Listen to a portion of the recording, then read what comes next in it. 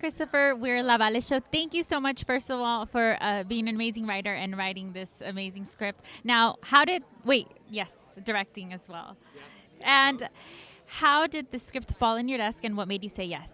Well, it was the magazine article that it was originally based on. It didn't fall into my desk. That guy right there, Ben O'Dell, sent it to me, the producer, who was my film school classmate.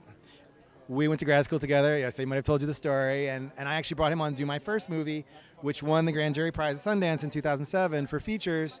And that kind of, launched our career. But also, interestingly, it was when we first worked with Eugenio. Eugenio got a hold of the script and was like, I want to be in it. It was already cast. I don't care. So we get this tiny little part in the back of the kitchen. But he was like, I want to be in it. And so he did.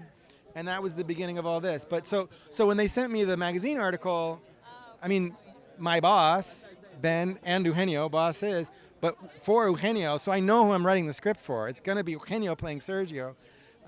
It's an incredible asset, to be honest. And so the process of writing was just a lot of fun because I just got to pretend I was Eugenio or imagine what would Eugenio do, and write those scenes. It was a lot of fun. And now, question for you: are the supporting roles based on real students from the school? Several are, and they're all based on real students, but they're not all historically 100%. Accurate, the person, right? So Sergio, the real Sergio, told us all of his best, brightest students, the boys, would become narcos because they could see there was no other way, and that looked like a way out, and they would generally be dead by 18 or 20. And the girls were pretty much pregnant at 14, 15, and that was just the reality. And so we felt like that it was important to bring those stories into the present telling of this because it was something he dealt with every year. And so those were based on, but they weren't specific in the way that, factually Sergio and Paloma are factual characters. And now, Sergio was a beacon of light for all these students. Was there a professor or a teacher for you in your time during school that was a beacon of light for you that changed your life?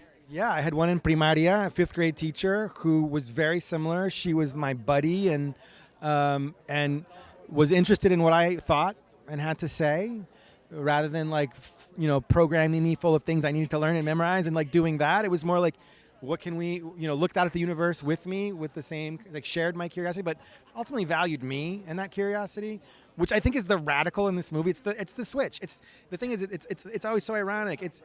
It is radical because it's so far from what we do, but it's actually the simplest little change. And this idea that we can light the fire of curiosity and learning and that joyous cycle that it starts by being and valuing what kids are interested in as a way in instead of, I still don't know why I learned calculus. I don't know what that was for. I don't get it. I feel that. Yeah.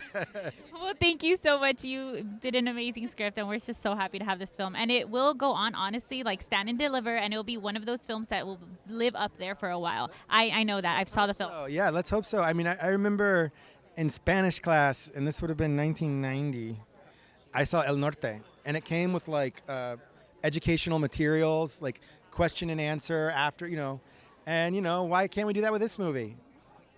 Very true. Very true. Well, thank you so much. Thank you. Pleasure.